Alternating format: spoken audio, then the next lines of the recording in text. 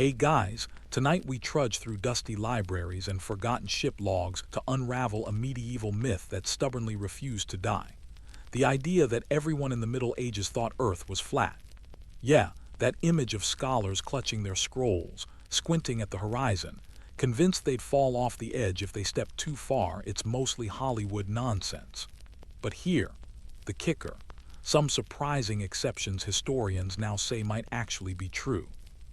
So before you get comfortable, take a moment to like the video and subscribe, but only if you genuinely enjoy what I do here. Also, feel free to post your location and local time in the comments. I love seeing where in the world you're drifting off to sleep from.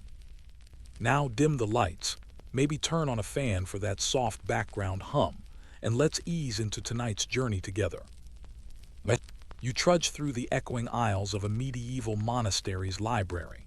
The air is thick with the musk of aged parchment, the faint trace of candle smoke curling like ghosts through narrow windows. Somewhere, a monk, half asleep, runs a finger along a vellum manuscript, his face illuminated by flickering candlelight. It's easy to imagine that these quiet, bespectacled men sat in fearful ignorance, convinced Earth was flat, and the sea an endless abyss. After all, that's how you've seen it in movies, right? A cartoonish medieval professor warns a fearful squire about the perils of sailing too far, his arms outstretched over a hand-drawn globe with "Here be dragons" scribbled in exaggerated letters. But here's the twist.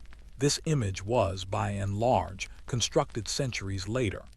By the early 19th century, writers and educators spun the tale of the Dark Ages as a time of intellectual backwardness. The flat Earth myth became a convenient symbol of medieval stupidity, a way to contrast Enlightenment progress with alleged medieval ignorance. However, not everyone in the Middle Ages dismissed the possibility that Earth was round. You step closer to an ancient, dusty codex, pages yellowed and brittle, edges chipped by the passing of time. Written in Latin, the text discusses the works of classical thinkers. Aristotle's theories, once central to European thought, held that Earth was spherical, based on observations like lunar eclipses and the gradual disappearance of ships over the horizon. What surprises you most is how widely these ideas circulated. By the 12th century, thanks to translations from Arabic into Latin, European scholars gained access to the works of Ptolemy and other ancient authorities who endorsed a round Earth. The so-called flat Earth belief was more of a fringe idea, rarely espoused by educated people. Medieval universities taught spherical cosmology as standard. Still, you can't help but wonder, where did the flat Earth image even originate? That brings you to a quirky tidbit. In 1892, a historian named Andrew Dixon White published a history of the warfare of science with theology in Christendom, cementing the flat Earth myth in popular culture. White's narrative was more about promoting his agenda of scientific progress, overcoming religious dogma, than strict historical accuracy. He highlighted a few isolated examples where flat Earth beliefs appeared, then exaggerated them as widespread. But recent scholars have dug deeper. You sift through a marginal note in an obscure manuscript, where an anonymous scholar, probably frustrated, dismisses a colleague's assertion that Earth was flat as childish folly. This offhand comment, hardly intended as a systematic refutation, was later misread as evidence of a widespread belief in flatness. Even more astonishing is that some medieval explorers themselves apparently operated under uncertain cosmological assumptions. Take the case of the 14th century Italian traveler, Niccolo da Conti, whose writings suggest he believed in a spherical Earth but worried about vast, impassable oceans. Historians still argue whether his trepidation reflected genuine uncertainty or merely a narrative device to dramatize his journey. The point is, not everyone had it all figured out. You can't help but chuckle as you imagine a group of monks, cloaked in wool, debating whether Earth's roundness matters when their biggest challenge is just keeping the candle from going out. Meanwhile, you recall an early 13th century sermon where a preacher told his flock about the heaven's perfect sphere. This wasn't poetic flair. It was a reflection of the learned consensus of the time. Even the church, often blamed for stifling scientific thought, didn't universally promote a flat Earth model. Figures like Thomas Aquinas argued for a spherical Earth as an observable truth. But hold on, not every medieval thinker agreed. Some fringe theologians and less informed clerics propagated flat Earth notions, citing literal biblical interpretations. The idea that the four corners of the Earth meant literal corners persisted in some circles. So it's not black and white, more like an ancient dusty gray. You stumble upon a marginal illustration, a crude sketch of a ship perched perilously on the edge of a flat disk, surrounded by waves and sea monsters. The artist's hand trembles as if mocking the idea. This image, while charming, wasn't representative of scholarly consensus. You imagine how many sailors must have laughed at such absurdity, watching the horizon gradually swallow their masts without plummeting off an edge. It wasn't until Columbus set sail in 1492 that the flat Earth myth was challenged in the public imagination, even though educated Europeans already assumed Earth was round. Interestingly, the myth wasn't entirely eradicated.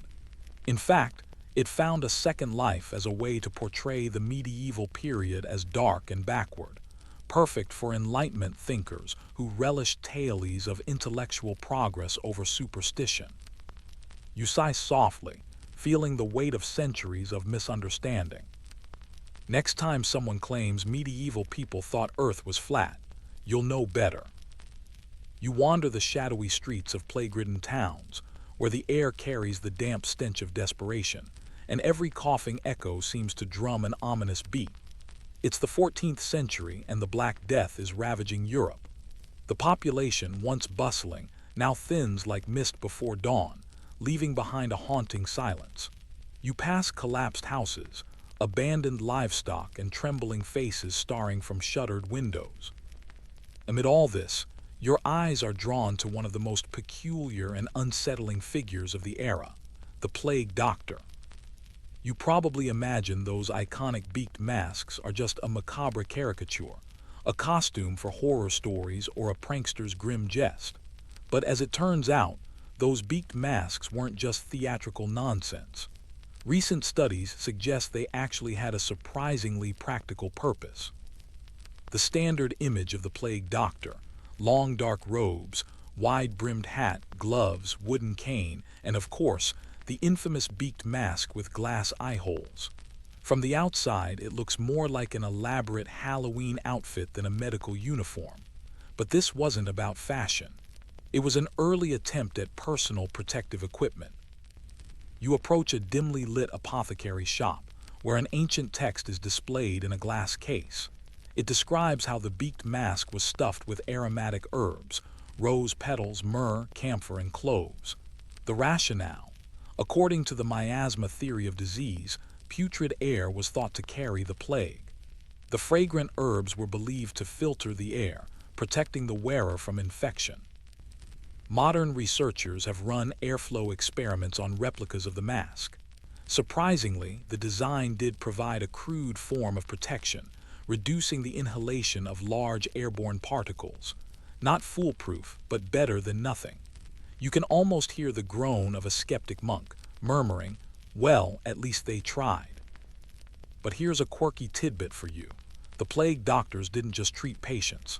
They acted as early epidemiologists, tasked with recording deaths, reporting outbreaks, and even diagnosing plague cases from a distance using their cane.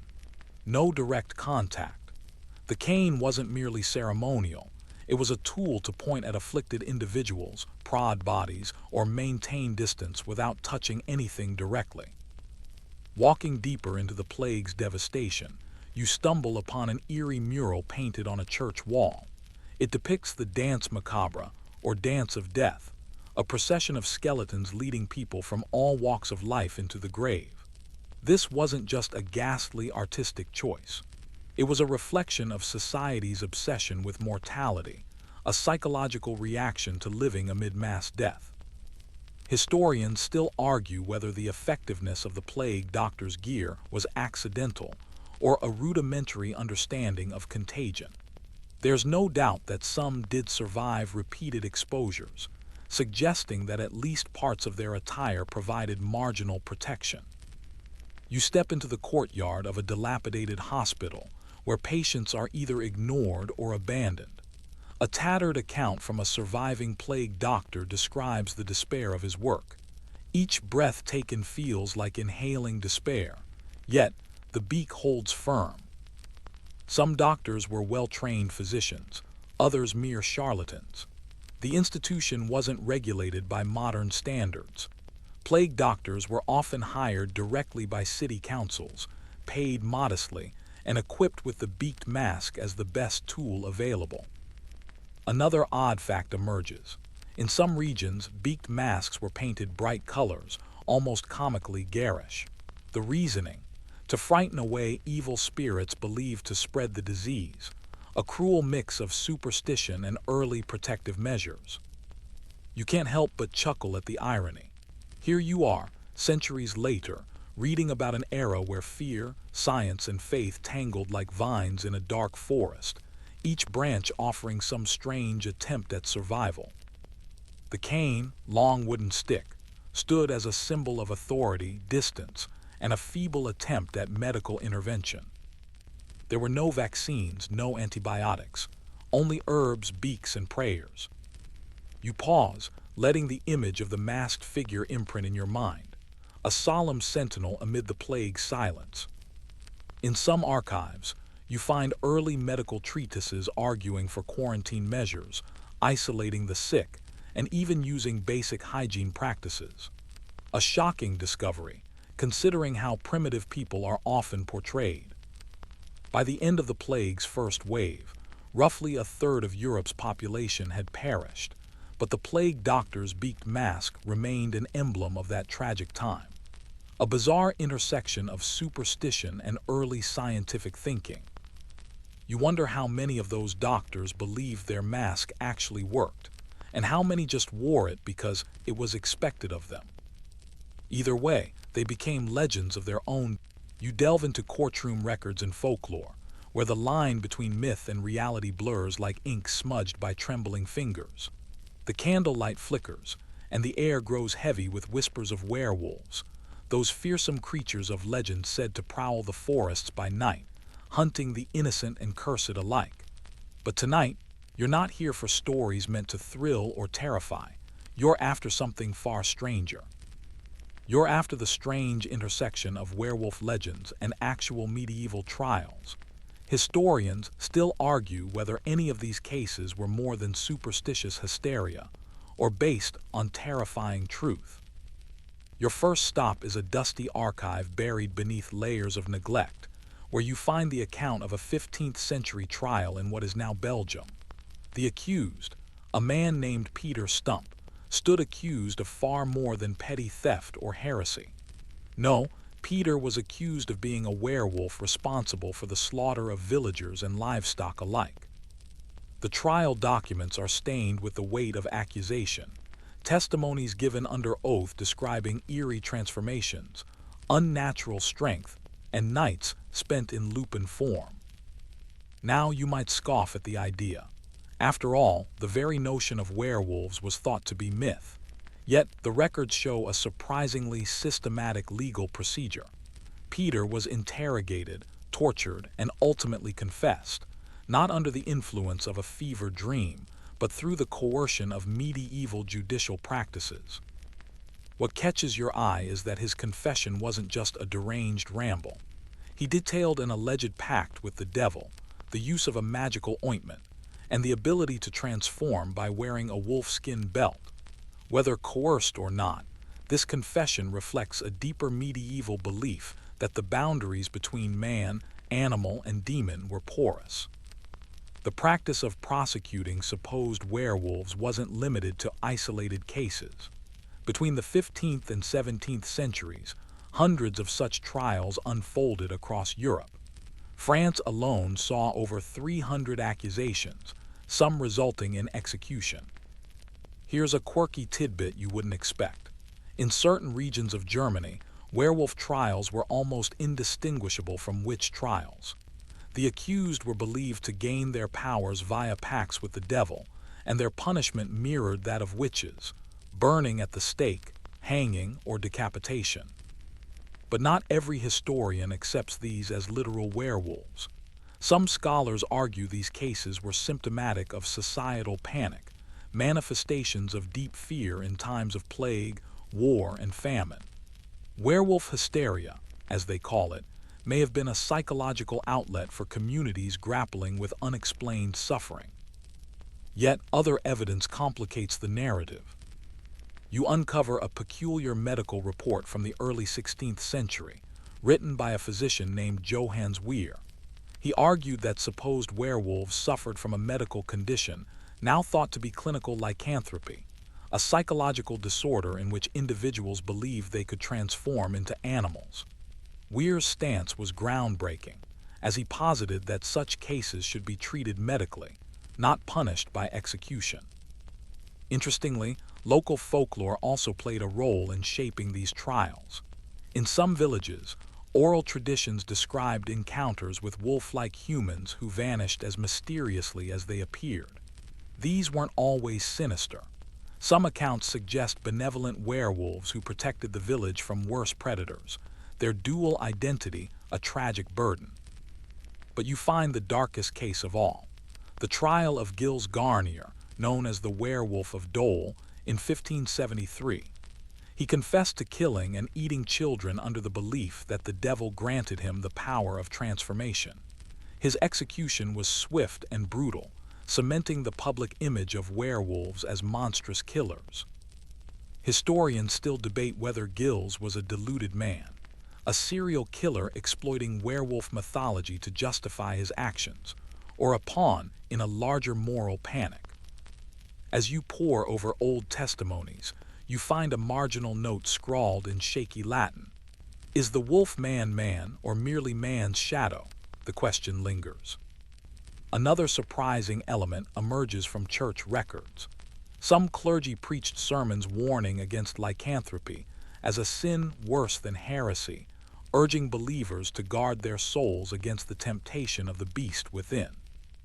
You can't help but think of the blurry boundary between human and monster. These trials weren't just legal spectacles, they were moral dramas played out in front of fearful communities. You imagine the courtroom, dimly lit and crowded with anxious villagers. The accused, often older men, peasants, or socially marginalized individuals, stood trembling before judges, their fates sealed by confessions extracted under torture. Sometimes the verdict didn't hinge on evidence of transformation, but on character judgment. A man accused of being surly, reclusive, or prone to fits of rage was easy prey for werewolf accusations. Oddly enough, in some cases, surviving relatives maintained that their kin were innocent victims of superstition, their transformation nothing more than a tragic misunderstanding. Your thoughts drift to the broader implications. How many werewolf trials were just a projection of collective fear? How many were attempts to explain sudden deaths, disappearances, or misfortune? You come across an obscure 15th century poem written in Old French, telling of a nobleman cursed by a witch, doomed to live as a wolf by night and man by day. The author's tone is melancholic, more tragic than accusatory. Perhaps that's the real horror, not the monsters lurking in forests, but the monsters within society itself. As the candle flickers one last time, you close the worn manuscript and reflect on the strange coexistence of law, myth, and medical inquiry in this dark chapter. Werewolves, just men, just myth, or something in between. You sneak into secret alchemical workshops and monastery scriptoria, where the scent of burning herbs mingles with the musty smell of parchment and ancient stone. The Middle Ages weren't merely an age of swords, plagues, and superstition, as popular imagination often suggests. Tonight, you're unearthing a far more surprising chapter, forgotten experiments and inventions medieval scholars conducted, some of which were centuries ahead of their time, sparking debate about who really invented what. It begins with the quiet hum of candles reflecting off stained glass, as you carefully examine a tattered manuscript written by Roger Bacon, the 13th century English philosopher and polymath. You probably think of Bacon as a mere precursor to modern science, a curious tinkerer dabbling in outdated mysticism. But in truth, he was among the first Europeans to emphasize empirical observation and experimentation, an approach that wouldn't become mainstream until the scientific revolution. Bacon's Opus Majus is remarkable not just for its theological musings, but for its emphasis on systematic observation. He argued that natural phenomena could be studied through experiments, laying the groundwork for modern scientific method. He even wrote about lenses and optics with such precision that it suggests medieval scholars had a surprisingly advanced understanding of light refraction, centuries before eyeglasses and telescopes became widespread. Here's a quirky tidbit. Bacon designed what is arguably the first concept of a magnifying glass, advocating for the use of convex lenses to aid in reading small text. Monks and scholars, squinting at their barely legible manuscripts, were likely the first beneficiaries of this optical breakthrough. But it wasn't all heady philosophical speculation. You wander toward a dim, stone alcove in a monastery, where alchemists once performed experiments in search of the philosopher's stone and elixirs of eternal life. Despite the mystical goals, many alchemical practices produced genuine, repeatable chemical reactions. You find a detailed account describing early distillation techniques used to extract essential oils and alcohol from plants. Alchemists had crude alembics and retorts that resemble modern distillation apparatus. Some modern historians now argue these methods contributed significantly to the later development of chemistry. A particularly surprising case involves the 12th century Andalusian polymath, Ibn al-Nafis. While not European, his work was influential in transmitting knowledge to the West. He correctly described the pulmonary circulation of blood, centuries before William Harvey is credited with its discovery in the 17th century. Medieval European scholars had access to these texts through translations, although the knowledge didn't spread widely at the time. Historians still argue whether the fragmented nature of medieval scholarship hindered genuine scientific progress or simply delayed its integration into mainstream thought. Another odd detail emerges from a 15th century workshop ledger, where an anonymous alchemist records the creation of a crude form of gunpowder. The entry lists sulfur, saltpeter, and charcoal in precise proportions. While Europe wouldn't widely adopt gunpowder technology until the late 14th century, these early experiments suggest that the groundwork was already in place. You're drawn to a marginal note scrawled in shaky handwriting: transform base matter into gold, or perish trying. This isn't just poetic flourish. It reflects the dual ambition and desperation of alchemists, who saw the boundary between magic and science as thin as a hair. It's important to remember the Church's complicated relationship with medieval science. On one hand, many monasteries were centers of learning, preserving ancient Greek and Roman texts. On the other, Church authorities were deeply suspicious of experimentalists meddling in the unknown, often accusing them of heresy. Yet, some innovations slipped through the cracks. For example, medieval mechanical clocks began appearing in European cathedrals during the 14th century. These clocks weren't merely ornamental. They represented a significant leap in understanding gears, escapements, and timekeeping mechanisms. The famous Salisbury Cathedral clock, dated to 1386, is one of the earliest examples of such technology. A particularly peculiar fact: some medieval scholars wrote about perpetual motion machines, blissfully unaware that such devices violate the laws of physics. But their attempts were earnest. Drawings show elaborate designs with interlocking gears and weights, a testament to their ingenuity despite being doomed to fail. You can't help but chuckle at the irony of these elaborate, futile contraptions. They reflect a deeply human desire to transcend natural limits, a hope that the universe's secrets could be wrested through sheer will and intellect. Another notable discovery comes from a forgotten manuscript outlining early antiseptic techniques.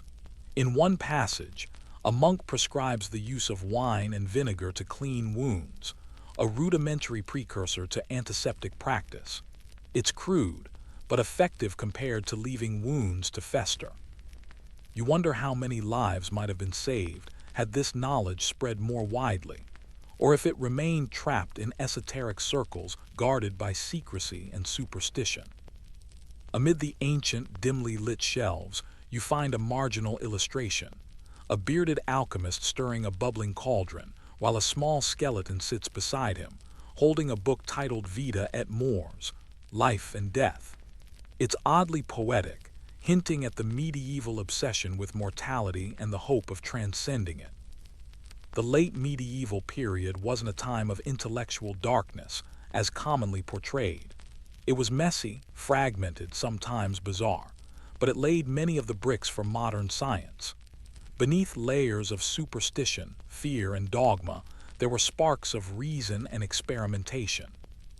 And that's what makes this chapter so remarkable. The forgotten medieval scientists were neither geniuses nor fools.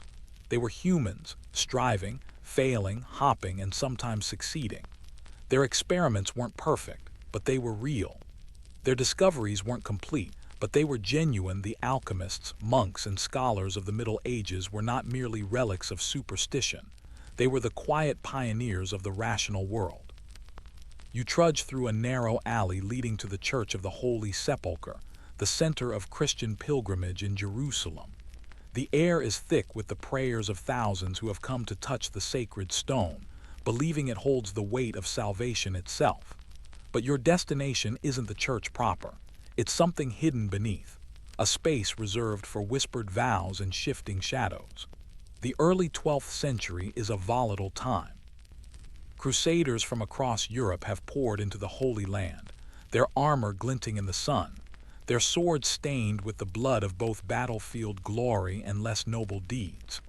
Jerusalem, a city as holy as it is contested, is a place where faith and politics collide in brutal, unpredictable ways.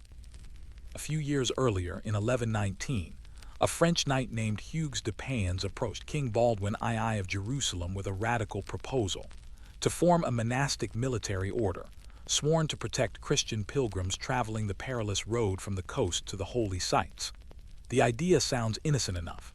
After all, monks were supposed to be peaceful men of prayer. But this was something new. These were warrior monks, living under a strict rule that combined religious devotion with martial discipline. The Templars would wear white robes marked by a red cross, symbolizing both purity and the blood they were expected to spill. Their vow was simple in wording, yet profound in consequence: poverty, chastity, and obedience. But unlike other religious orders, their initiation wasn't just a simple admission.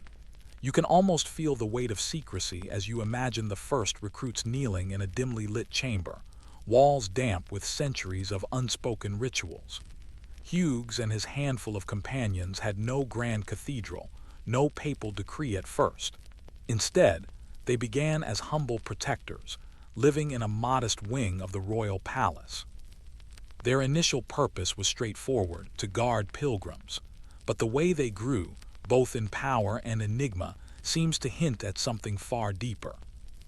Did you know the earliest Templars didn't even wear their iconic white robes at first? According to some sources, their original habit was plain and rough, much like other knights of the time, possibly because their official recognition by the church was still in limbo. Historians still argue whether this initial simplicity reflected pure devotion or a strategic effort to avoid drawing attention. As the order gained traction, rumors began to swirl. Some spoke of secret ceremonies that went far beyond the Christian liturgy, whispers of bizarre oaths and cryptic symbols. You'd expect such tales to be nothing more than folklore, right? But among the medieval chroniclers, there are surprisingly consistent reports that hint at a more complex inner life. A fringe but persistent theory suggests that the Templars inherited or deliberately appropriated older, pagan rites, blending them into their own secretive ceremonies to bond recruits into absolute loyalty. The founding members swore their solemn oath in a public yet secluded setting. Picture it now: the flicker of torchlight casting long, wavering shadows, the air thick with the scent of frankincense, the rhythmic beat of chanting monks half a step removed from sanity. One by one, recruits stepped forward, placing their hands on a crucifix, swearing to defend the faith and the pilgrims. But what most don't realize is that the ceremony didn't end there. After the public oath, there was a private component, a ritual so guarded that no outsider was allowed to describe it in full. Some say recruits were blindfolded, led through dark passageways, and confronted with visions of their own mortality and weakness. Others claim there were confessions whispered into the ear of a senior knight, forcing the initiate to confront sins and secrets he had never spoken before. You might think this was spiritual cleansing, but here, where it gets strange. One obscure account mentions that some initiates were made to kiss a mysterious symbol, described vaguely as an idol, before being accepted.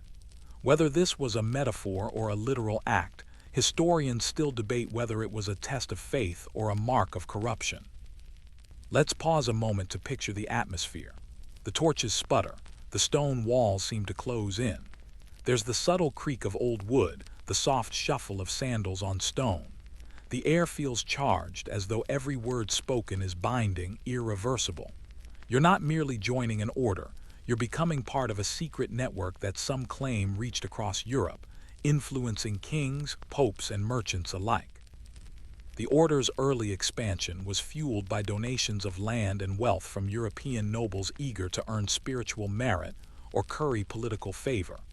Each new Templar chapter seemed to grow in power, their wealth multiplying faster than you'd expect from a group of self-proclaimed monks. The order managed farms, banks, and even early forms of financial services, including letters of credit, effectively the medieval precursor to modern banking. An ordinary pilgrim could deposit money in Paris and withdraw it safely in Jerusalem, thanks to the Templars' network. But not all of this was sanctioned openly.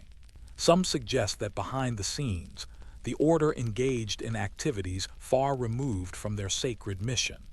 Fringe historians argue that secret treaties with Muslim leaders were not uncommon, purely to maintain their lucrative financial operations. Remember that crocodile dung sunscreen from last week? Well, the Templars were rumored to use similarly questionable remedies and relics, some so bizarre that chroniclers couldn't help but record them with a mix of awe and horror. By the time the papal bull Omni Datum Optimum formally recognized the Templars in 1139, they had already developed their distinct identity, a blend of devout monasticism and ruthless militarism. Their white mantles symbolized purity, but their reputation began to cast long shadows over Christendom. Tales of strange midnight rites and secret handshakes began circulating in whispers, fueling both admiration and fear. At the heart of it all was their pledge to never retreat, to never abandon a fellow Templar or pilgrim, and to wield their swords in service to God. Yet beneath that noble ideal lay centuries of secrecy and questions that remain unsolved. How much of their power was spiritual? How much was political? And how many of their initiation rites were genuine religious devotion, carefully constructed indoctrination, or something altogether darker? You can't help but wonder if some of those first initiates regretted their decision, right at the moment the candle's flame dimmed, sealing their fate. The line between faith and fanaticism was thin, and the whispers of their ceremonies echoed louder than any knight's sword. You step deeper now, into the damp stone chamber where silence seems thicker than the air itself. Torches sputter against the walls, casting shadows that leap and twist like restless spirits. This isn't the grand cathedral where pilgrims kneel in prayer or the fortified courtyard where knights spar in the daylight. No, this is something else. a threshold crossed only by those daring enough, or perhaps foolish enough, to seek initiation into the Knights Templar. The room is barely large enough to hold the dozen or so candidates assembled before the High Master and his inner circle. The atmosphere feels ritualistic, deliberately austere, and absolutely opaque. The initiation ceremony, now steeped in legend and scholarly debate, was unlike anything else in the medieval Christian world. You might expect a purely spiritual process, akin to becoming a monk. But no. The Templars blended the sacred with the secret, producing rites that seemed designed both to purify and to manipulate. One curious detail stands out. Initiates were required to strip to their undergarments before kneeling in front of the master. There's no official explanation for this in the surviving accounts, but one fringe historian suggests it was intended as a profound symbol of humility, laying bare not just the body but the soul. Others argue it was a test of obedience, forcing the recruit to surrender all personal dignity in service of the order. You can almost feel the candidate's shame, magnified by the torchlight's flicker, the murmured Latin prayers blending with an almost imperceptible chant that seems to pulse from the walls themselves. After the stripping and preliminary prayers, each candidate was confronted with a confession. Not the type you find in a parish church, but a deeply personal reckoning, recited aloud in front of the assembled order. You confess your sins, your fears, perhaps your darkest ambition, all to demonstrate transparency and obedience. The High Master listens impassively, occasionally nodding, as if judging not the content of the confession, but the manner in which it is delivered. According to some accounts, failure to speak honestly, or to speak at all, meant instant disqualification, or worse, exile from the order. Then came the strange oath. You stand now, your hands clasped around a simple wooden cross, eyes fixed downward. The words are ancient, repetitive, designed to ingrain themselves into memory, sealing your commitment in a way you can never revoke. The voice of the High Master booms, commanding, "Do you swear to uphold the Templar rule, poverty, chastity, obedience, and to protect pilgrims with your life?" And you respond in kind, word by word, syllable by syllable, until the final "I swear." But here's the peculiar part. Some chronicles suggest there was a second, secret oath, whispered only to the inner circle. No record of the exact words survives, of course.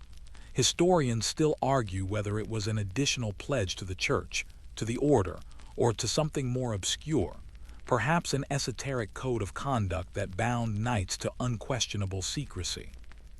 One obscure, possibly apocryphal source claims the secret oath involved pledging silence about the order's inner workings even unto death, an oath stronger than any public vow. Whether this was literal or metaphorical, it speaks to the cult-like secrecy that would later fuel suspicion. There's even a fringe but persistent theory that candidates were made to symbolically kiss the ass of Satan, a misinterpreted or deliberately scandalous account recorded by the order's enemies during their eventual trials. Most modern historians dismiss this as propaganda, but some point to ritual parallels in earlier pagan initiation, rites as a possible origin. The idea seems absurd at first, but in the dark corners of the medieval imagination, where superstition and religion intersected, it gained enough traction to linger for centuries. Let's pause to reflect on the atmosphere in the chamber. The damp stone presses in from all sides. The scent of burning tallow mixes oddly with the sharp tang of sweat. The chants seem to echo off the walls, sometimes growing louder, sometimes fading into unsettling silence. You feel the weight of eyes, not just those of the assembled knights, but of history itself, watching, recording, waiting to judge. Following the oaths, the ritual progressed to anointing. A senior knight took a small brush, dipped in oil perfumed with frankincense and myrrh, and traced a cross upon the forehead of each initiate. The symbolism is clear. The candidate is marked, chosen, and consecrated. But an odd detail appears in one obscure 14th century account, perhaps from a disgruntled ex-Templar. The oil was mixed with an unknown, possibly hallucinogenic herb, intended to induce visions of divine presence or to test the mental stability of the initiate. Scholars still argue whether this was factual or merely the fabrication of enemies intent on discrediting the order. Once anointed, the final part of the ceremony involved the distribution of the habit. The white cloak marked by the red cross was both uniform and symbol of the order's dual nature, monk and soldier. This garment would bind the knight to the order, signaling publicly what was sworn in secret. You can almost see the tension in the air as each candidate accepted the habit, feeling the rough fabric against their skin, knowing it represented not just service, but lifelong allegiance. Strangely, no formal record specifies exactly how long the initiation ritual lasted. Some suggest it spanned an entire night, beginning with confessions in the early hours and ending with the donning of the mantle at sunrise. Others claim it was shorter, perhaps a matter of hours, but conducted in such a deliberately slow, almost ritualistic fashion that time itself seemed to warp. The purpose, of course, was to disorient, to break down personal identity, and rebuild it in the image of the order. Here's an unexpected tidbit. Some accounts mention that after the official rites, the candidates were served a simple meal of bread and water. But one fringe source describes an odd, mystical broth, served during the ceremony, allegedly infused with herbs from the Holy Land, purported to grant courage or divine favor. Whether this broth was real, symbolic, or imagined by later chroniclers is unclear, but the detail underscores how rumor and fact intertwined in the story of the Templars. By the time dawn broke over Jerusalem, the new initiate was no longer just a pilgrim or knight. He was a sworn member of one of the most enigmatic military orders in history. The process was designed to obliterate doubt, to transform hesitation into absolute loyalty. You might expect a sense of relief at the ceremony's end, but instead, you feel a strange weight, a mixture of pride, fear, and irrevocable commitment. The order's rapid rise in influence over the next century is almost inevitable, given this level of indoctrination. Yet beneath the surface, a growing unease began to stir, both within the Templars and the wider Christian world. What began as a protective brotherhood would soon attract suspicion, rumors, and ultimately, relentless persecution. You step further into the labyrinth of Templar life, where silence weighs heavier than armor and confession is more than a ritual. It's a compulsory reckoning. The initiation is complete, but your journey has only just begun. Here, in the hidden corners of their fortresses and cloistered chapels, the role of silence and confession becomes a daily discipline, shaping knights into something more than warriors, vessels of secrecy.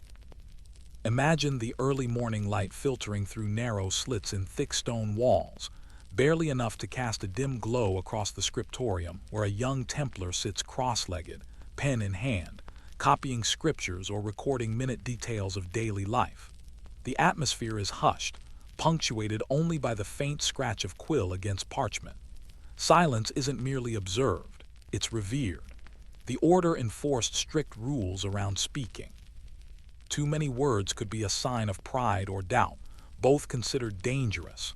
Instead, communication was deliberate, measured, and ritualized.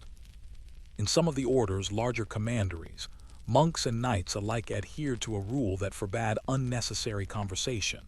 A brother could only speak when directly addressed, and even then his words were to be brief, solemn, and unembellished. The act of confession, far from casual or periodic, was institutionalized as a daily requirement. Each Templar was expected to confess his thoughts and deeds to a superior, not merely sins of morality, but doubts, fears, and lapses in discipline. It was, in theory, a form of spiritual purification, but it also served another purpose: total surveillance of the soul. One peculiar story stands out in a forgotten chronicle. A young recruit, barely more than a boy, was reportedly punished for failing to confess a moment of resentment toward a senior knight. The punishment wasn't brutal, exactly, not a beating or exile, but an enforced period of isolation within a dim cell, where the boy was left to reflect in silence for 3 days. Some historians interpret this as an extreme measure of discipline, Others argue it reflects a deeply psychological manipulation designed to crush personal autonomy. But the strangest of all tales involves a candidate known only as Brother Aelric.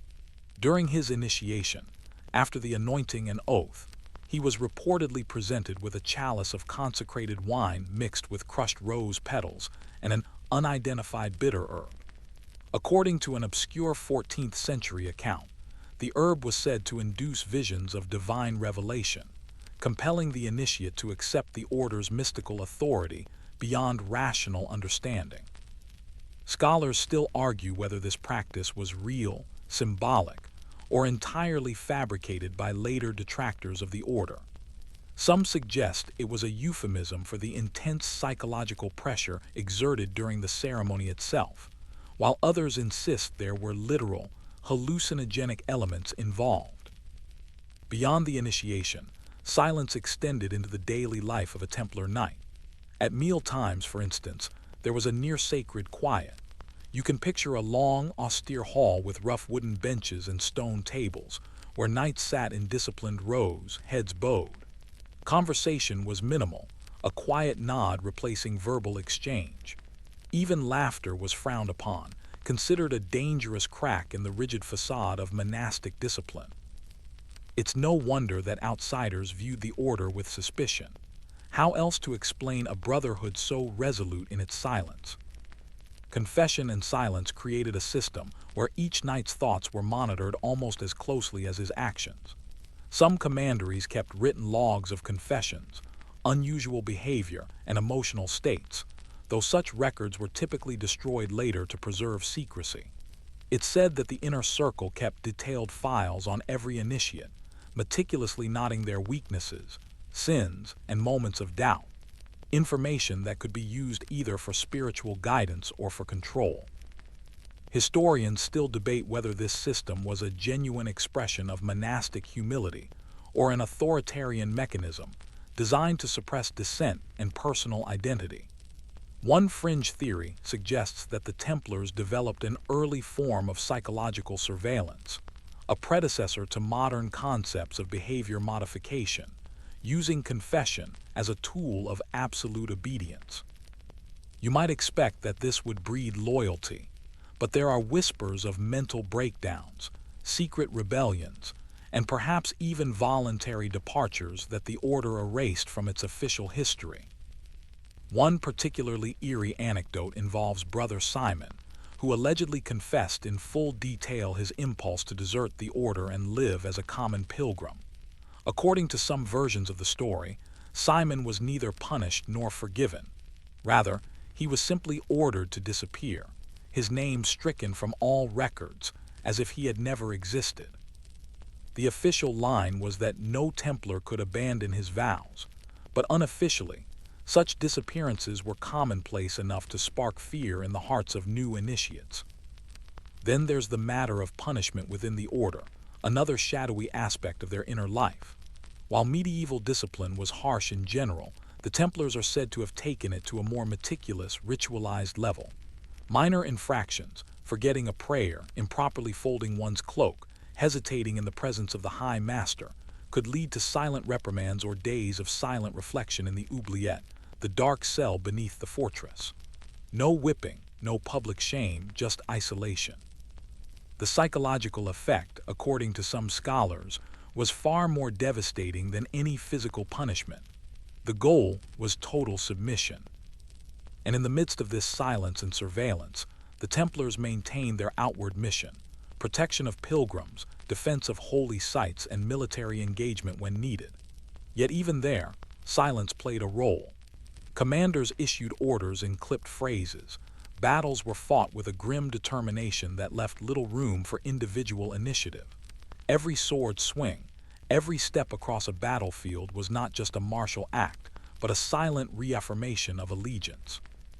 You might be tempted to think this was excessive, even cruel, but the Templars believed they were purifying themselves through silence and confession, preparing for a higher, almost sacred purpose. One curious piece of trivia stands out. Some of the order's surviving manuals instruct novices to meditate upon their sins as if they were physical objects, to visualize them slowly dissolving in holy light. An oddly modern psychological technique, considering its medieval origins. By the time you leave that claustrophobic initiation chamber behind, silence is no longer something external. It's a part of you. Your thoughts are measured, your words deliberate. Confession becomes not an occasional ritual, but a necessary survival mechanism. Whether for spiritual enlightenment or total control, the system of silence and confession left no room for ambiguity. You walk now into the murky heart of the Templars' most infamous chapter, their trials, accusations, and spectacular fall from grace. It begins in the early 14th century, a time when the order's immense wealth, military power, and secretive nature had begun to attract suspicion, envy, and fear. By now, the Templars had established sprawling estates across Europe, managed vast banking operations, and controlled a formidable military presence in the Holy Land and beyond. But such influence rarely goes unnoticed without consequence. You can feel the tension in the air, like a blade honed sharp, ready to sever an empire built in secrecy. It was King Philip IV of France, notoriously in debt to the order, who moved first. On the morning of Friday, October 13, 1307, a date that would later be marked forever in superstition, hundreds of Templars were arrested in coordinated sweeps across France. The charges: heresy, blasphemy, sodomy, idolatry, and other scandalous offenses that seemed too convenient to be entirely believable. What followed was one of history's most dramatic and controversial series of trials. The mainstream historical fact you need to remember is that the accusations were almost entirely extracted under torture. Under medieval law, forced confessions held ambiguous legitimacy, but in practice, they were the accepted method of proof. Men who had sworn their lives to silence now confessed to unspeakable acts, denying Christ, spitting on the cross, worshiping a mysterious idol referred to only as Baphomet. The most sensational claims involved secret ceremonies, where initiates were forced to kiss one another in unnatural places, possibly as a test of obedience or a mark of corruption. Historians still argue whether any of these confessions were genuine or merely the product of brutal coercion. Some suggest that the charges were fabricated entirely by Philip IV to eliminate a powerful rival and seize their wealth. Others speculate that certain fringe Templar rituals did include symbolic or esoteric elements that later enemies twisted into outright heresy. One particularly fringe but persistent theory proposes that Baphomet was not a pagan idol, but a mispronunciation or misunderstanding of Mahomet, a term sometimes used to demonize Islam in medieval Europe, hinting at hidden negotiations between Templars and Muslim leaders. Trial records themselves are a window into chaos. You can almost hear the scratch of quills on parchment as clerks record inconsistent testimonies. One Templar swearing he never saw the alleged idol, another detailing with morbid precision how the ritual unfolded. The atmosphere was suffocating, layered with a mixture of genuine fear, political manipulation, and religious hysteria. Some knights retracted their confessions as soon as the torture ceased. Others insisted they spoke only the truth. The grand irony: the more they recanted, the more their prior admissions were held as evidence of guilt. One particularly disturbing anecdote involves Grand Master Jacques de Molay himself. After being imprisoned for years, he was ultimately sentenced to burn at the stake in 1314. The story goes that as the flames consumed him, de Molay cursed both King Philip and Pope Clement V, predicting their deaths within the year. Remarkably, both men did die shortly after, Philip in November 1314 and Clement in April 1314. Whether coincidence or something more sinister, this curse cemented the mythos of the Templars as both damned and mystically potent. Amidst the trials, many fringe theorists point to the alleged existence of hidden Templar documents, codices filled with arcane knowledge, maps to lost relics, and coded instructions for surviving persecution. Some claim these documents were spirited away by loyal Templars, hidden in remote locations or smuggled to other secret societies. No verifiable copy has ever been produced, but the idea persists, fueled by centuries of conspiracy theories and romanticism. Even some serious historians acknowledge that certain gaps in the record suggest the deliberate destruction of documents, perhaps to prevent them from falling into the wrong hands. Let's not forget the economic dimension. King Philip IV didn't just accuse the Templars out of pious outrage. He was deeply in debt to them. Their vast network of banks had lent him substantial sums, and canceling their order conveniently erased his obligations. It was a masterstroke of medieval realpolitik disguised in the garb of religious fervor. Philip confiscated the order's wealth, redistributed lands to his loyal nobles, and ensured the order's assets were absorbed into the newly formed Order of the Knights Hospitaller, or at least that was the official story. But rumors persisted that some Templars escaped, smuggled out of the country under mysterious circumstances, leaving behind only shadows and whispers.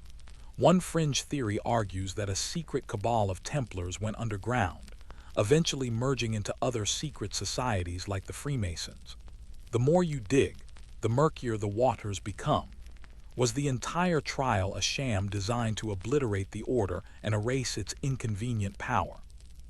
Or was it a tragic unmasking of internal corruption, long hidden behind white mantles and silent oaths? Some of the most chilling accounts. Former Templars confessed to feeling hunted even after the dissolution. One exiled brother reportedly lived out his remaining days in northern Scotland, where local villagers whispered that he kept ancient symbols hidden in the walls of his small cottage, protecting a fragment of the Templar legacy. Another tale suggests a small group fled to the mountains of Portugal, founding a secretive network whose rites continued in secrecy, untouched by church or crown. Throughout the trials, the church was oddly ambivalent. Pope Clement V initially seemed sympathetic, even reluctant to condemn the order, but under intense political pressure from Philip IV, he ultimately dissolved the Templar order in 1312 by papal decree. The final twist: rather than branding every member a heretic, the church declared the order's crimes a scandal, but absolved individual knights of personal guilt, almost as if to erase the entire affair while saving face. By the time you step away from the shadows of the Templar trials, you can't help but feel that the full truth remains hidden beneath layers of fear, power plays, and silence. The myths continue to swirl, as persistent and elusive as the order itself. You follow now the dwindling trail of the last Templars into exile, their footsteps fading into the chill mists of history. By the early 14th century, the order that once commanded vast wealth, influence, and mystery had been reduced to whispers, rumors, and fragments of forgotten rites. The grand initiation ceremonies, the silent confessions, the oaths of loyalty, all of it seemed destined to vanish into the cracks of time.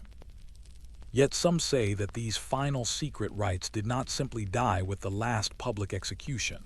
Rather, they persisted, hidden in shadow, preserved by those too loyal or too frightened to abandon them. After Jacques de Maillet's execution in 1314, a handful of Templars managed to escape. Their paths diverged. Some sought refuge in Scotland, others in Portugal, and a few, according to obscure legends, fled as far as the mountains of the Pyrenees. The last of the public Templar strongholds, Chateau Pellerin and others in the Levant, were overtaken or abandoned, their stones crumbling under centuries of neglect. But for the exiled knights, the end of official recognition didn't mean the end of purpose. One particularly cryptic fragment describes a last initiation, conducted in secrecy by the few remaining leaders of the order. The ceremony reportedly took place in a remote, underground chapel, accessible only through a network of narrow tunnels. You can almost hear the faint drip of water and the whispered Latin of a fatting priest as the last candidates knelt, their heads bowed beneath the low arches. The ritual involved no anointing, no public oaths this time, but rather a silent passing of tradition, an inheritance of knowledge and duty, entrusted from elder to novice. According to some fringe sources, the final rite was more abstract, symbolic, almost meditative. The candidates were instructed to enter a deep trance, guided by cryptic prayers and the soft chant of elder Templars. The goal wasn't merely to swear allegiance, but to internalize the order's deepest secret, that their purpose transcended earthly power and remained bound to a higher, ineffable calling. One chronicler hints that the final phrase spoken was something like, "May the shadow of our cross remain hidden, yet never broken." Historians still argue whether this last rite was ever more than legend. No official record survives, and most contemporaneous accounts treat the idea with suspicion or outright dismissal. Yet the tale endures, carried by whispers in monastic libraries, hidden marginalia in medieval texts, and obscure references in later secret societies. The notion that the Templars left behind a living legacy intrigues some scholars, while others dismiss it as an invention of romantic imagination. You step now into Portugal, where one of the most fascinating anomalies occurs. The Order of Christ was established in 1319, just 7 years after the official dissolution of the Templars. Some suggest this was more than coincidence. The Portuguese crown officially absorbed the remaining Templar assets and knights, but many fringe historians speculate that the Order of Christ continued not merely as a new name, but as a direct continuation of Templar tradition, clandestinely preserving their initiation rites and secret knowledge. A curious fact: Prince Henry the Navigator, credited with launching the Age of Discoveries, was Grand Master of the Order of Christ and is rumored to have used its hidden navigation knowledge, possibly inherited from Templar secrets. Scotland offers another mysterious chapter. After the dissolution, several exiled Templars are said to have arrived in Scotland, where they found refuge under the protection of sympathetic nobles. There, some legends claim, they merged into local chivalric orders, their initiation rites morphing into cryptic ceremonies that would later influence the Freemasons. An obscure 16th century document hints at an ancient brotherhood beneath the thistle, though its veracity is hotly debated. Whether real or invented, the idea persists that Templar knowledge and rituals lingered, subtly shaping later secretive networks. One particularly strange tale tells of a Templar hiding in the Scottish Highlands, known only as Brother Malachi. He is said to have lived out his life in isolation, protecting an ancient manuscript believed to contain the order's final rites. The book's contents remain unknown to this day, its existence unconfirmed, but local folklore preserves the story of a man who knew secrets older than kings. The final question remains haunting. Did the Templar initiation rituals vanish entirely into history, or do they survive in secret, whispered from generation to generation? Some suggest that a small, hidden cadre of Templar initiates still exists today, their rites preserved in secrecy, their purpose unchanged but cloaked in the mundane. The image is seductive, a brotherhood that outlasted kings and popes, hiding in plain sight. As you step away from these whispers and legends, the weight of it all lingers. The Templars began as humble protectors of pilgrims and ended as the most controversial order in medieval Christendom. Their initiation rites were designed not just to induct but to bind, to silence doubt and command absolute allegiance. Whether those rituals persist today in some forgotten lodge or vanished entirely with their last initiates, no one can say for sure. What is certain, however, is that their story, woven from fact, rumor, and conspiracy, continues to captivate us. It's a reminder that the past isn't dead. It breathes in the margins of history, in half-forgotten manuscripts, in the eyes of the curious, in the faint echo of a secret vow. You push open the low wooden door, its hinges creaking under the weight of centuries. The air inside is cooler, tinged with the faint mustiness of old stone and something less definable. An aroma of stale incense, perhaps, mixed with the lingering musk of countless human encounters. The room is small, segmented into tiny chambers, each with a low bed and crudely carved niches. The walls are covered in plaster frescoes, explicit unabashedly erotic images showing couples in various positions, brothel goers cavorting with a bluntness that would make most modern viewers blush. Historians still argue whether these images were meant as decoration, instructional aids for inexperienced clients, or a bizarre form of ancient advertising. You stare at a particularly vivid scene, a couple locked in embrace with an inscription beneath, now faded but once bright. Maybe it read, "Whatever pleases you pleases us," or perhaps something far more ribald. No one can say for sure. A curious fact that always sticks with you is that the word lupener comes from lupa, literally meaning she-wolf in Latin, a euphemism for prostitute. The ancient Romans had a penchant for euphemisms, often turning the seedy into the poetic. So when a patron announced he was visiting the lupa, he wasn't out for a stroll with nature. As you move deeper, the space feels simultaneously claustrophobic and alive, as though the walls themselves remember the pulse of past encounters. You almost imagine hearing hushed whispers, half in Latin, half in local dialects, bargaining, negotiating, confessing sins no one would dare utter elsewhere. The beds, made from rough wood and straw, seem too simple for the weight of experience they hold. A mainstream historical fact you can't ignore: Pompeii's lupener wasn't some shadowy underworld operation. It was legal, regulated, and surprisingly mainstream. The building had 2 floors, the ground floor with small rooms for quick business, and an upper floor where wealthier clients might linger longer. Unlike the brothels of later European history, which operated in the shadows, the lupener stood in full view of Pompeii's bustling streets, almost daring society to look the other way.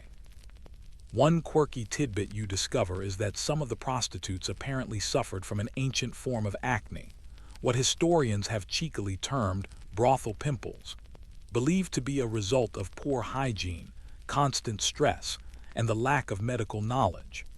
There are faint imprints on some of the frescoes, possibly serving as warnings or sympathetic representations of the workers' own lives. Imagine a fresco showing a beautiful Roman matron alongside a worker with visible blemishes, both smiling knowingly. Historians still argue whether this was an act of self-awareness, sarcasm, or something else entirely. You pause in front of a particularly disturbing image, a figure with exaggerated features, possibly a caricature of an especially popular or notorious worker. The crudity feels intentional, as if mocking both the viewer and the subject at once. Was this Roman humor, or an attempt to distance oneself from the activity by making it ridiculous? Your footsteps echo softly as you explore further. The building's layout is straightforward but efficient, narrow corridors connecting small rooms, each designed for brief liaisons or longer encounters. You imagine a day in the life of the lupener, the steady stream of clients, soldiers fresh from the barracks, merchants flushed with wine, maybe even a senator looking for discreet entertainment. The workers, some likely slaves, others freedwomen, performed not just a service, but a role in an economy that thrived on human desire and desperation. You can almost hear the banter, half-hearted jokes, half-hearted pleas for better pay, maybe the occasional quiet sob hidden beneath practiced smiles. And somehow, despite the obvious degradation, the place pulsed with life. The walls weren't just separating bodies, they were shielding them from the judgment of the city outside. As you turn to leave, the flickering sunlight catches a small inscription near the exit. Part of it is gone, worn by time, but you can make out the words "Cave Canem," beware of the dog. A metaphor, a literal warning, or perhaps a joke from the past, reminding you not to take anything too seriously. You step back into the dusty Pompeian afternoon, the lingering shadows of the lupener still clinging to your skin like a guilty secret.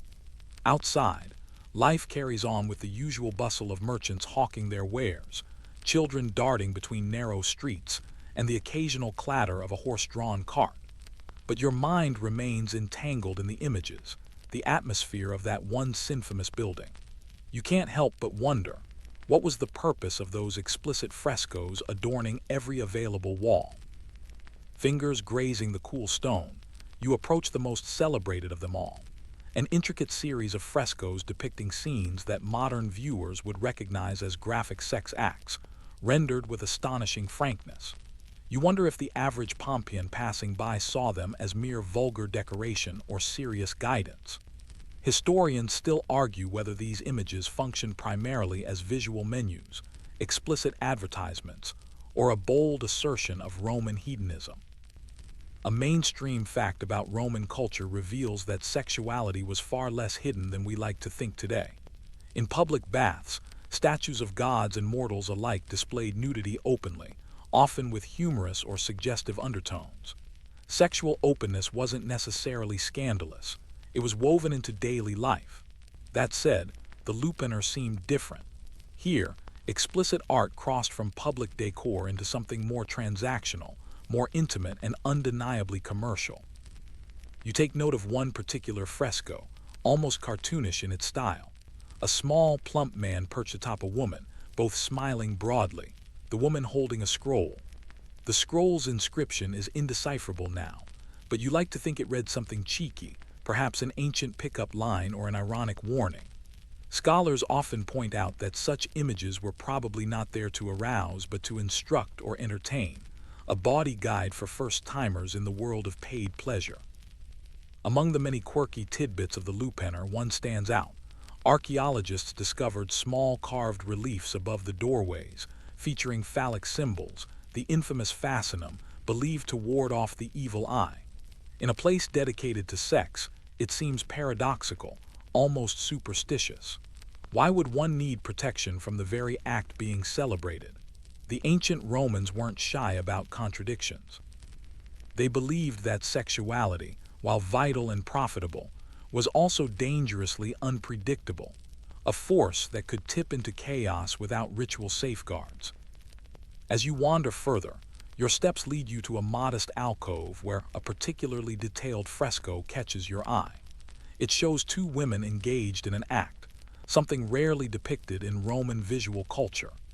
This raises eyebrows in academic circles because depictions of female same-sex relations in Pompeii were relatively rare and not always overt.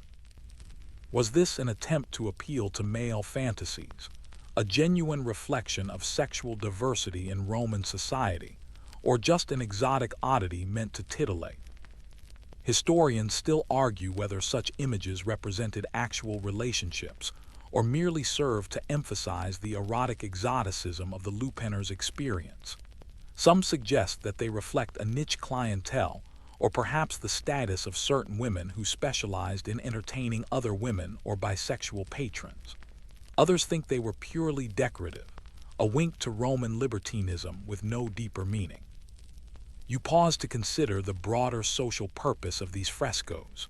Were they empowering for the workers, a silent acknowledgement of their role in the economy, or degrading, reducing them to caricatures for public amusement? The answer remains elusive, much like the layers of plaster peeling off the walls.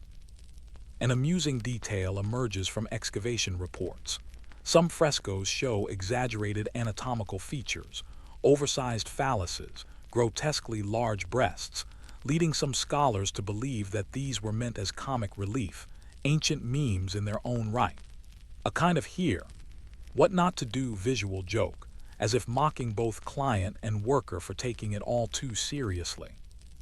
You run your fingers lightly over one fresco, imagining the hands that first painted it, perhaps by a craftsman who thought, "Let's make this look ridiculous so nobody gets any ideas." It's oddly comforting, this blending of the explicit and the absurd.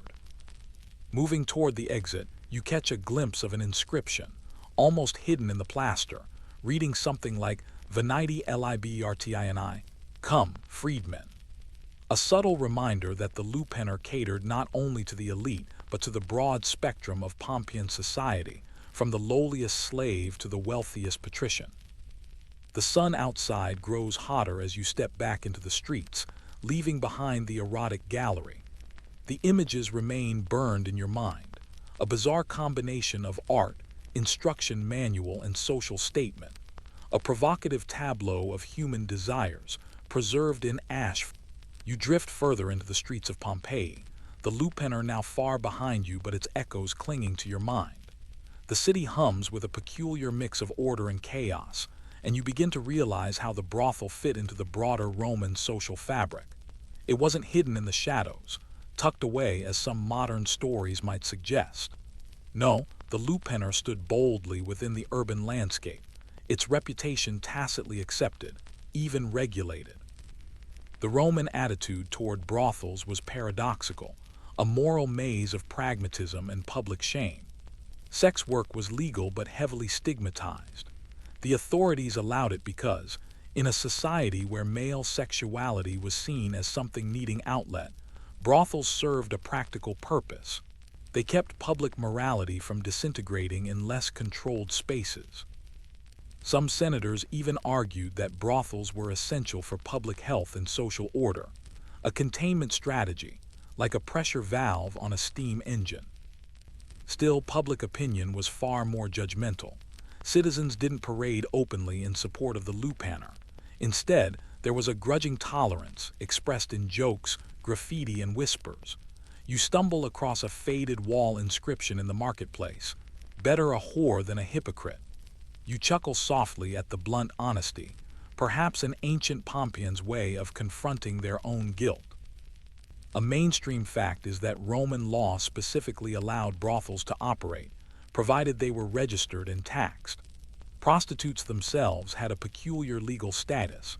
They were classified separately from respectable citizens, often labeled infames, meaning their profession stripped them of certain legal protections and rights. Marriage between a citizen and a prostitute was technically legal but socially unthinkable. Yet life wasn't entirely black and white.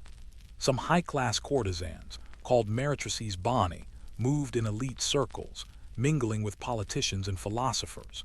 They weren't just sex workers but entertainers, confidants, and even influencers of public opinion. Their presence blurred the lines between degradation and power, pleasure and politics. Historians still argue whether such women had any real agency or if their apparent influence was simply another layer of exploitation. A quirky tidbit emerges as you recall a discovery near the Forum. Archaeologists found an ancient review board of sorts, a wall covered in graffiti where anonymous Pompeians rated individual prostitutes, sometimes by name, often with crude star ratings or comments like "Livia, 5 stars for technique, 3 for charm," or "Septimia overcharges." It's like the ancient Roman equivalent of Yelp, but with far fewer filters. Some scholars argue these were genuine reviews left by satisfied or bitter customers. Others think they were acts of rebellion or social commentary, perhaps written by competing sex workers. As you wander the busy Forum, you imagine the contrast. Senators in togas negotiating state matters steps away from a man laughing about his favorite prostitute. No separation of spheres, just overlapping realities. The city didn't hide its Lupaner, it incorporated it. The same hands that drafted laws might have pressed coins into the hands of a worker for a brief encounter. You reflect on one particularly strange piece of graffiti from Pompeii's streets, a crude drawing of a man, dog-headed, chasing a prostitute. The caption reads, "Cave Canum, Cave Femina, beware the dog, beware the woman." Was it a warning, a joke, a philosophical musing on the perils of lust? Historians still argue the intent, but the image sticks in your mind, a peculiar blend of cynicism and humor. The public perception of the Lupaner was layered. It was a place of necessary vice, a social safety net, and a source of amusement, sometimes pity, sometimes derision. The workers were simultaneously objects of scorn and indispensable service providers. The city's complex relationship with the Lupaner reflected its broader contradictions. A civilization that prided itself on order but thrived on indulgence. A culture that celebrated discipline yet fetishized excess. You can almost hear a distant voice, perhaps that of a Roman philosopher, mumbling over wine. Sex is the one folly we all share, and dare not speak of openly. The Lupaner didn't shame or condone. It simply existed, an open secret for the ancient world to navigate in its own peculiar You feel the atmosphere shift as the weight of history presses heavier around you. The streets of Pompeii are quieter now, the air tinged with an eerie stillness as if the city itself were holding its breath. The Lupanar, its vivid frescoes, its whispered secrets, its daily grind of commerce and survival, now lies buried beneath layers of ash and silence. But the story doesn't end with a volcanic eruption. Instead, it's the mystery of what the eruption preserved and concealed that captures your attention. In 79 AD, Mount Vesuvius erupted with a ferocity that would forever seal Pompeii's fate. The ash rained down in heavy clouds, blanketing the city in minutes, freezing time and memory in a suffocating embrace. While streets, homes, temples, and markets were preserved in remarkable detail, the Lupanar became an even more enigmatic relic, its sordid purpose preserved yet rendered untouchable. Historians still argue whether the residents of Pompeii viewed the Lupanar with shame or resigned acceptance. After all, the building stood openly in the city, its reputation well known but rarely openly acknowledged. Some scholars suggest that, while the elite might have denounced it publicly, privately they frequented it without remorse.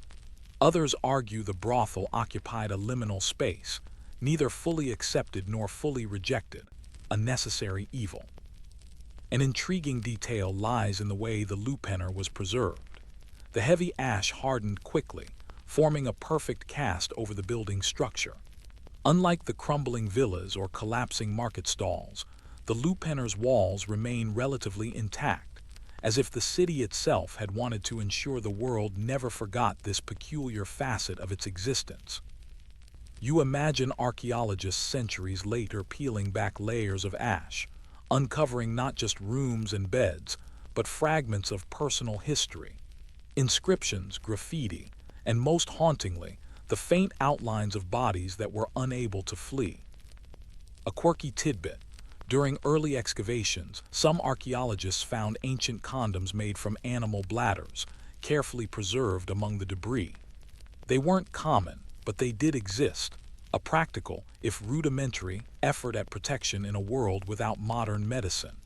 The idea that a Roman could have been sporting such protection is almost laughable, yet undeniably fascinating.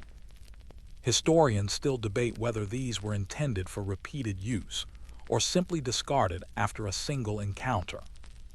As you stand in silence before the ruin, you think about the thousands of interactions that must have taken place within these walls. Laughter, desperation, greed, passion, and heartbreak, all swallowed by time. The Lupanar becomes more than a brothel. It's a testament to the complex, contradictory nature of Pompeii itself.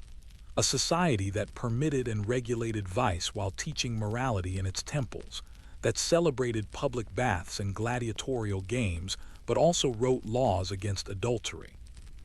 You reflect on the legacy left behind, not just the physical structure but the whispers caught in the ash. The voices of the workers who once stood here, their lives frozen in charcoal and stone. You wonder what Marcia, praised anonymously in graffiti, thought as she lived her days. Was it pride? Resignation? Rebellion? Historians still argue whether the Lupanar empowered its workers or merely exploited them, but no definitive answer emerges from the silence. In a final quiet moment, you trace your fingers over a small inscription near the entrance. Venite libertini. Come, freedmen. A gentle invitation, perhaps, to understand that the Lupanar wasn't just a place of degradation, but a crossroads where freedom and servitude, dignity and shame, commerce and intimacy intersected in ancient Rome's most human contradiction. The sun lowers further, casting long shadows that seem to whisper goodbye. You step back into the open air of Pompeii's streets, carrying with you the weight of 1,000 untold stories, wrapped in ash. You trudge along a narrow street lined with sturdy stone homes, each one less about aesthetic pleasure and more about practicality. Spartan families have one goal above all else: to produce healthy, strong children. So, when the state decrees that you are ready for marriage, it isn't because you're in love, or even because your parents think it's a good idea, but because Sparta needs another generation of warriors. Boys at 15 are already in rigorous military training, living in the agoge, and your prospective groom is probably learning to wield a spear with terrifying precision, while you, as a future bride, are being prepared for a different set of duties. Historians still argue whether the strictness of these arrangements was more about controlling social order or genuinely ensuring survival of the polis. But either way, your personal desires are secondary. Families arrange matches with careful calculations. It's not about personal attraction. There's a ledger of lineage, physical fitness, and reputation. You might be imagining a matchmaking ant whispering compliments into a groom's ear, but instead, there's a practical counsel considering which household's children are likely to produce the healthiest offspring. And yes, while this sounds rigid, there's a quirky tidbit buried here. Some records suggest that Spartan parents occasionally tested prospective couples by observing them in mock wrestling or running contests. Picture that: your marriage prospects judged by your agility and stamina, not your charm or wit. You shuffle along the sun-warmed stones, thinking, okay, that's different. Before the wedding is even imagined, young women like you are encouraged to stay physically fit. You lift small weights, run across fields, and participate in communal exercises alongside other girls. It's meant to ensure that, when the time comes, your body can bear children capable of becoming the next generation of soldiers. Mainstream historians accept this as a basic fact, but some fringe ideas propose that these exercises also doubled as social bonding rituals. So the girls weren't just strong but secretly competitive, each vying to impress male observers indirectly. You can't help but smirk at the thought: a Spartan fitness boot camp disguised as courtship preparation. When the moment arrives, the state's plan moves forward with precision. You, along with other young women deemed ready, are carefully observed, your family's reputation scrutinized. The council considers medical fitness, physical prowess, and even social poise. Marriages are less a union of hearts and more a contract of civic duty. And here, where it gets a little more personal, you might think your emotions are irrelevant, and in one sense they are, but whispers suggest that mutual respect or even faint affection occasionally sparks. It's rare, but humans are unpredictable. Historians still argue whether these sparks ever meaningfully affected Spartan marriages, but the possibility is tantalizing. Finally, the wedding itself is scheduled with military-like discipline. There are no lavish Athenian feasts or public declarations of love. You gather your belongings. Your hair is prepared in a style dictated by custom, and the household elders ensure everything aligns with tradition. The day of your union is framed not by romance, but by civic expectation, a performance where every participant knows their role. And remember that quirky tidbit: some brides were actually required to sneak to their new homes at night, a shadowy prelude to the next stage of Spartan marital life. Walking through the streets, the sun warming your shoulders, you realize that in Sparta, the individual is almost invisible beneath the weight of duty. The state is a constant presence, guiding every action, shaping every union. Your heart might flutter or sink, but the larger machinery of Sparta doesn't pause for sentiment. And yet, even here in this rigorously controlled society, life finds little cracks of unpredictability. Moments of quiet laughter during training, or the fleeting glance of curiosity toward your future spouse. They are brief, almost imperceptible, but they remind you that even in a place as disciplined as Sparta, the human bride's chamber, a low, dimly lit room tucked behind thick stone walls, and the air smells faintly of burning oil lamps, herbs, and something faintly metallic, reminding you that even in Spartan households, ritual and practicality mingle in unexpected ways. This is where the strange, shadowy customs of Spartan bridal life begin, the part that history loves to whisper about but rarely explains with certainty. You probably won't survive imagining it without a double take. The bride, freshly shaven from head to toe, draped in a single, often ragged cloak, is expected to sneak out under the veil of night to meet her husband. No singing choirs, no flutes playing in her honor, just secrecy, discipline, and a heavy sense of expectation. The shaving, which might sound extreme, is meant to erase childhood entirely and mark the transition into a responsible, reproductive adult. Mainstream historians note that this ritual is documented in multiple sources, emphasizing that the transformation is as symbolic as it is practical. You run your fingers over the smooth skin of the ceremonial cloak and realize this act is more than mere hygiene. It's an outward sign that you are now fully in Sparta's service, ready to fulfill your societal duty. Yet, a quirky fringe idea suggests that the shaving might also have been a form of preparation for stealth.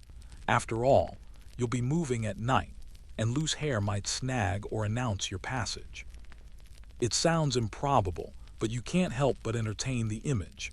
A bride tiptoeing past guards, cloak trailing, and every strand of hair carefully accounted for. The nighttime walk itself is an extraordinary test of composure.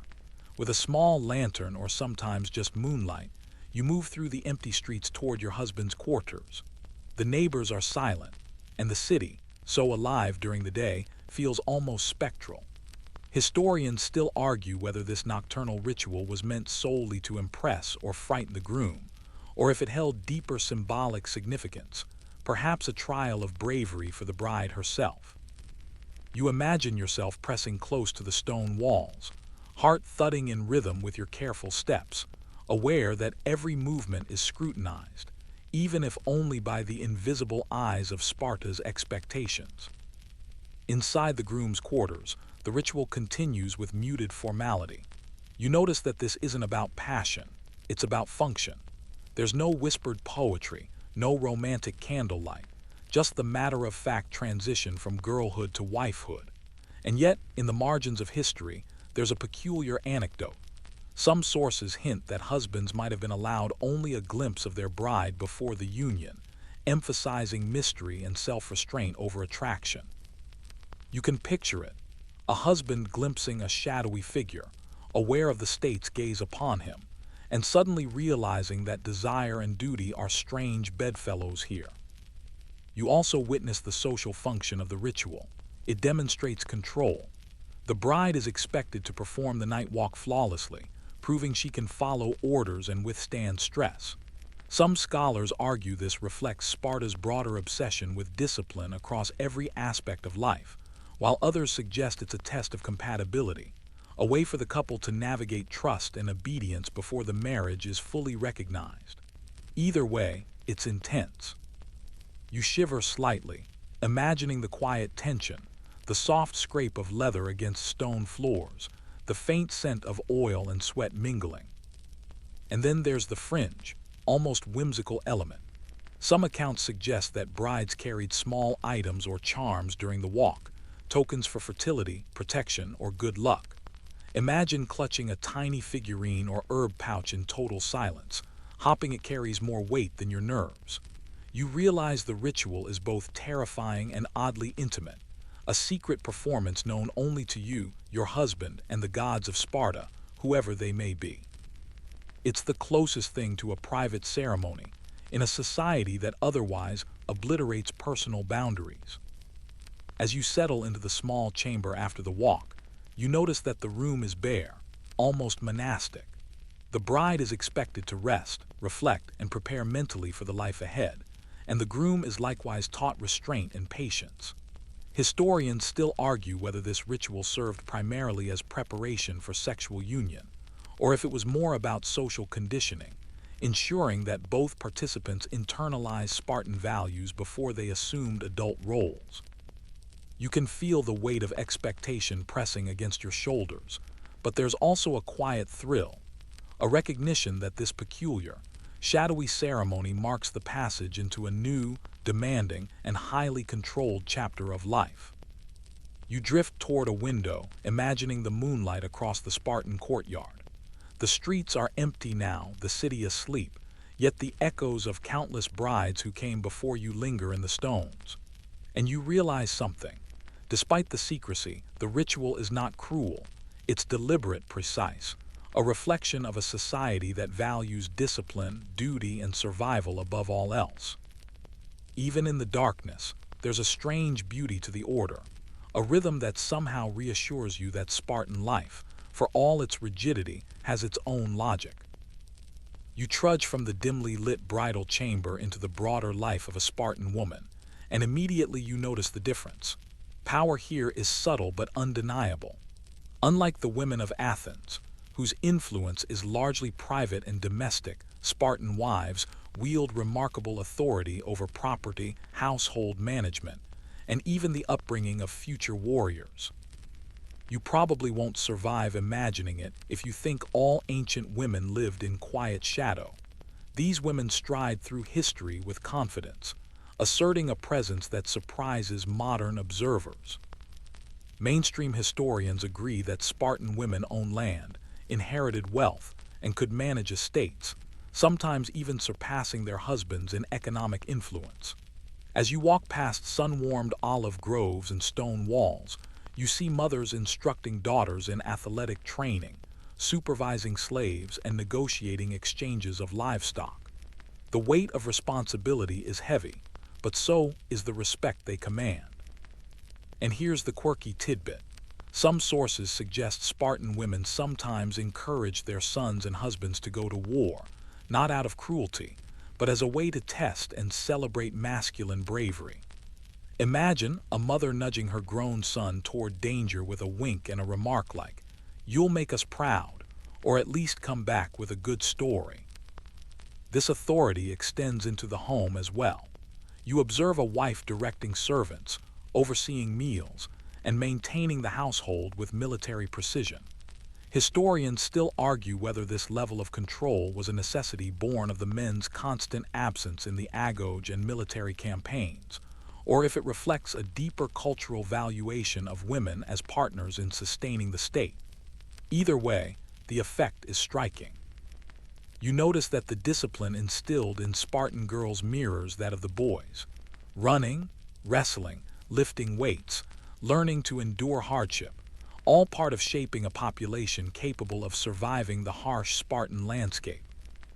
In private, these women are fiercely protective of their families. They give advice to their sons about courage, instruct daughters in the same physical regimen they themselves endured, and occasionally act as arbiters in disputes among extended family or community members. The surprising power they hold is not symbolic. It has real social, economic, and cultural consequences. And here's a fringe notion that makes you pause. Some scholars suggest that the physical strength and independence of Spartan women contributed indirectly to the military prowess of the state itself. Sons raised by strong mothers were better prepared for the rigors of combat. You watch a young bride, recently married, navigating this world. She balances her own physical training with household duties, always mindful of the broader mission, sustaining the Spartan lineage. There's a quiet camaraderie among women, a recognition that they share a unique, elevated role compared to other Greek societies. At the same time, the shadow of expectation looms large. Your ability to bear and raise healthy children is not merely personal, it's a matter of civic survival. You can almost feel the invisible weight pressing against your spine, the knowledge that strength, endurance, and discipline are required from every member of Spartan society, male or female. Yet, even with this authority, the culture is paradoxical. The men dominate the public and military spheres, while the women manage domestic, economic, and reproductive power. You stumble upon a quirky detail. Some Spartan women would reportedly taunt their husbands to push them harder in training and combat, a form of indirect influence that blended humor with strategic social engineering. Imagine standing in the courtyard, arms crossed, smirking as your husband lifts weights or runs laps, knowing your encouragement, or gentle mockery, is shaping the future of Sparta. Historians still argue whether this power dynamic was truly progressive or merely a byproduct of the men's constant absence. You can sense both: genuine authority tempered by societal expectation, independence constrained by civic necessity. And in observing these women, you begin to understand the complexity of Spartan life. It is not a world of simple hierarchies, but a carefully balanced system where strength, cunning, and resilience are distributed in ways that challenge modern assumptions. By the end of the day, as you trudge back toward the stone-lined streets and settle near the hearth, you realize something. Spartan women are paradoxes, disciplinarians and nurturers, fierce and patient, independent yet bound by duty. They embody a quiet revolution in power, one that persists in the shadows of history, whispering to anyone who looks closely enough. And you can't help but admire them, imagining the strength and grace required to navigate such. You trudge further into the world of Spartan marital expectations, and now the focus sharpens on the rites of passage and the heavy pressures surrounding reproduction. The society you move through is relentless. Each decision, each ceremony, each glance carries the weight of survival. Spartan citizens, male and female alike, exist in a crucible designed to forge both warriors and capable mothers. You probably won't survive imagining it without feeling the almost suffocating intensity. Every birth, every union, every act of intimacy is entwined with the state's survival, a civic obligation cloaked in ritual and expectation. The first thing you notice is the regimented approach to fertility. Couples were often tested and observed, not for emotional connection, but to ensure that only the strongest and healthiest produced the next generation. Mainstream historians agree that reproductive success was paramount, and some sources suggest that arrangements sometimes included supervised pairings of particularly fit individuals. There's a quirky tidbit here that makes you raise an eyebrow. In certain instances, if a husband or wife was deemed insufficiently strong, they might be paired with someone else temporarily to preserve the lineage's vitality. Imagine the awkward dinner conversations, or maybe you don't want to imagine them at all. Even the social ceremonies are suffused with expectation. You trudge along with other young couples to communal spaces where rituals might include exercises or symbolic tests of endurance. Historians still argue whether these were primarily about physical conditioning or if they also carried spiritual significance, connecting the couple to the gods and to the city-state's long-term survival. You feel the tension, the eyes of elders, the quiet whispers of gods unseen, the invisible scales of Sparta's judgment weighing each decision. The rituals aren't about romance. They are about proof, a public demonstration that both participants are prepared to uphold their civic duty.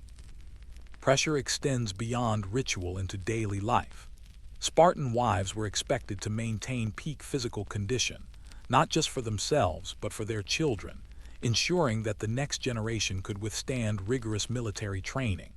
You stumble upon a particularly quirky practice. Some historians note that physical competitions were organized for couples as a form of bonding and assessment, where the bride and groom might run, wrestle, or lift weights together. This is not about fun. It's an evaluation of stamina, strength, and compatibility in producing viable offspring. You can almost hear the grunts and laughter echoing in the sun-drenched courtyards, a strange blend of play and examination. You also witness the stark societal expectations around pregnancy. Women were expected to conceive quickly, bear children who would survive, and raise them in alignment with Spartan ideals. Any failure was noticed and commented upon, a reminder of the state's omnipresence in private life. Fringe accounts even suggest that some Spartan women used herbs or special diets to enhance fertility, blending practical knowledge with superstition. Imagine balancing your daily exercises, domestic duties, and reproductive expectations, while keeping an eye on mysterious potions and rituals whispered about among neighbors. The pressure isn't one-sided. Men face expectations too, though differently. Their ability to sire strong children is measured against their physical prowess, military achievement, and social reputation. The combined strain on both partners is intense. Marriage is not merely a personal bond but a full-scale test of endurance, commitment, and functionality. Historians still argue whether these pressures were more about practical survival or about reinforcing Spartan ideology, but the effect is clear. Individuals are constantly evaluated, and personal desire often bows to societal demand. As you walk through sun-drenched training grounds, passing the laughter and competitive energy of young warriors and their mothers, the enormity of the system presses in. Rites of passage, reproductive pressures, and societal expectations combine to create a life of discipline that borders on theatrical in its intensity. Yet through it all, you see resilience, cunning, and even moments of joy, brief, flickering lights in an otherwise exacting world. Spartan marriage is not gentle or leisurely. It's a crucible, and those who pass through emerge shaped, tested, and fully aligned with the relentless heartbeat of the city-state. You trudge now into the most puzzling, shadowed corners of Spartan marital life, where unanswered questions and scholarly debates swirl like dust in the wind over the stone courtyards. The city's strict codes and peculiar rituals leave gaps in the historical record, and as you walk along sun-bleached streets, you realize how little is definitively known. You probably won't survive imagining it without accepting that some mysteries will remain unsolved. Sparta guards its secrets even through the ruins of time. Some of the most curious debates revolve around the role of secrecy in marriage rituals. The nocturnal walks, the shaving, the veil of night surrounding bridal introductions, all of it raises questions that historians still argue about. Was the nighttime ritual primarily symbolic, representing the bride's passage into adulthood, or was it also functional, perhaps designed to enhance fertility or test obedience? Mainstream accounts lean toward the symbolic, but fringe interpretations suggest a more complex psychological purpose, that these rituals trained both partners to endure stress and respect Spartan hierarchy. You trudge past the stone homes imagining generations of brides, cloak trailing, lantern trembling in hand, each participating in a ceremony whose true meaning may never be fully understood. Property and power dynamics also provoke debate. Spartan women clearly enjoyed authority uncommon in the wider Greek world, but scholars still argue about the extent and purpose of this power. Some suggest it was practical, born of necessity when men were constantly in the agoge or military campaigns. Others propose it was a deliberate cultural strategy.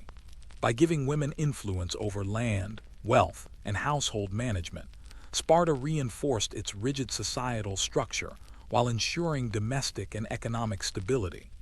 You pause to watch a mother giving instructions to her daughters, the precision in her gestures hinting at the quiet yet potent authority that is both respected and sometimes envied. Another layer of mystery concerns reproductive practices. Historians still argue whether certain accounts of pairing strong men with weak women, or vice versa, are factual or exaggerated.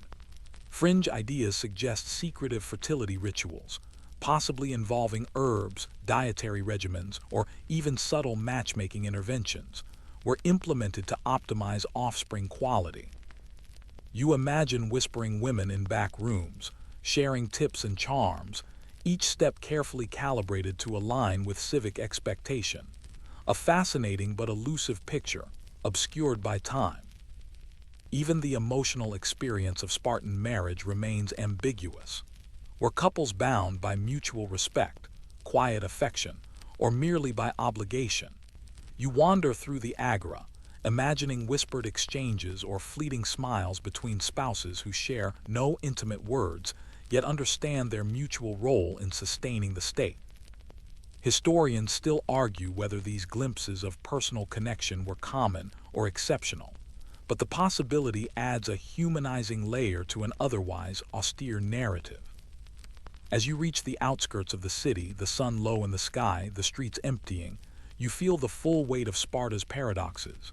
Disciplined yet intimate, controlling yet allowing pockets of agency, harsh yet occasionally humane. Some of the quirkiest aspects, the nocturnal bride, the playful taunting of husbands, the competitive rituals, linger like ghostly echoes, suggesting a society more complex than a single story can capture. You trudge past the familiar olive groves and training grounds, reflecting on what you've witnessed. A civilization that prized strength, endurance, and civic loyalty above all, yet allowed subtle human quirks to persist, hidden in shadowed corners of marital life.